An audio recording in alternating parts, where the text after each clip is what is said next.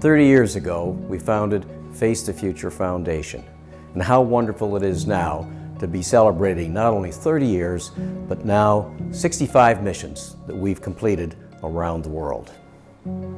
When I think about how I began getting involved in humanitarian work, like so many things in life, it was more or less by chance, but by being ready.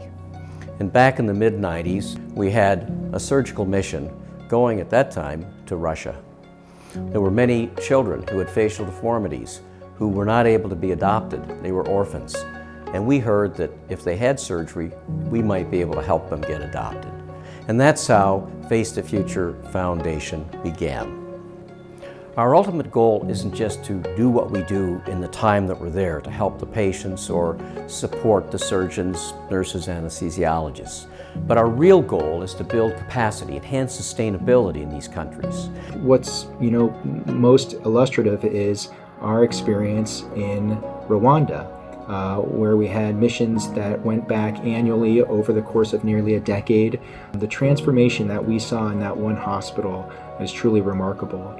In Ghana, we see many patients with head and neck cancers in particular. And the reality is that here we do see patients with incredibly advanced head and neck cancers because there's no one to treat them. We took a highly vascular tumor that really had engulfed the carotid artery in a young girl who had exhausted her options and thought this was what was going to be lead to her demise, but we are glad to say we were able to safely take the tumor out and she's recovering well. Big smile. Perfect. When I'm asked, what kind of patients do you see in Nepal? We see many different patients there with three major foci, areas that we work in. Something that's really impressive about our Nepalese patients is the number of women and children that we see. Dr. Adamson and I have been coming every year to Kirtipur since 2019, and we have been trying to build year after year with a sustainable program focusing on these areas, as well as continued and ongoing education and care with patients who have had severe burns. So the main thing that Face the Future does is we bring opportunity to these countries. And it's our goal, and I believe we've been very successful at it, in identifying those people in those countries that are so willing and so looking forward to the opportunity. And this is what we found in Ukraine. In Ukraine, we see just some of the most devastating injuries one can imagine. I do remember in Ukraine a young man by the name of Andrei, who unfortunately was on the front line and suffered from a severe bomb blast. He lost both of his forearms and he lost vision in both eyes, as well as sustaining numerous other facial injuries.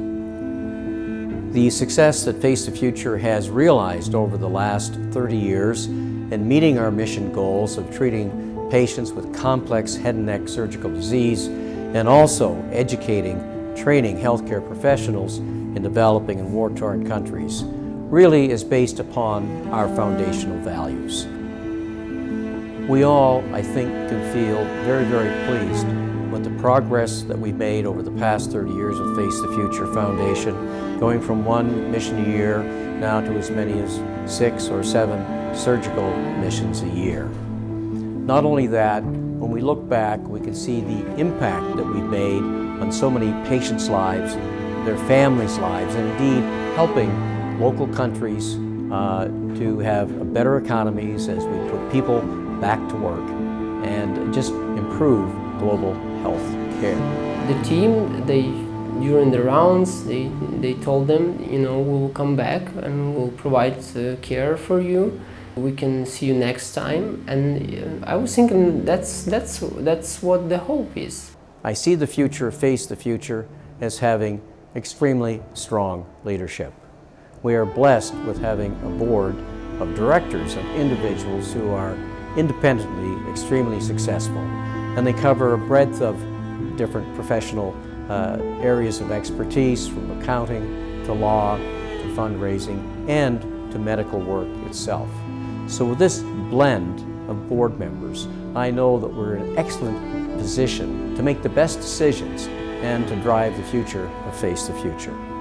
I am sure that there will be individuals 30 years from now, our next 30 years, who'll be able to speak to even greater progress, even greater achievements as we help to diminish the global surgical burden. I really just wanted to mention about Peter and the type of legacy that he leaves behind. Peter, as many of us know, is a tremendous human being. But when we often think about legacy, it's about all those lives that one individual has touched along the way. And when I think of Peter and the legacy that he has created here with Face the Future Foundation, he has touched the lives of so many individuals, and not just the individuals on the missions. We talked about the patients, we talked about the individuals in the community, but every single person whose lives he's touched in one way or another, whether it's through the work that he does from the surgical perspective, from education, from mentoring, or just a small gesture of kindness. Peter's legacy is tremendous. Ultimately, I think one of the things that keeps me so engaged and passionate about Face the Future is just knowing and experiencing Peter Adamson. So you all know him. He is truly a remarkable individual. He is tireless.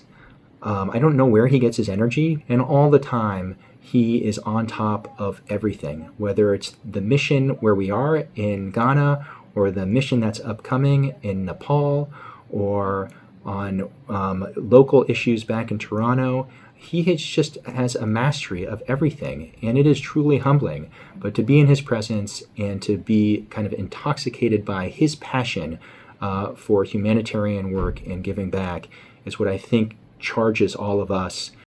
I'm grateful for Peter and his commitment, not just to Face the Future, but his commitment to humanity, his commitment to continue to make the world a better place. I'm not trying to butter Dr. Adamson up, but there is no doubt in my mind that the ultimate success and growth of this foundation comes directly from his leadership. He's incredibly involved at every step. It's a passion for him. He finds incredible value in it. That's incredibly effusive to the rest of us. And it's like anything else that is successful where it works from the top down. We're all incredibly lucky that Peter Adamson is the leader and the founder of this foundation and has continued to lead. His energy is unbelievable. I have not met anybody like Peter in terms of his drive and commitment to further the goals of his foundation, which are helping humanity.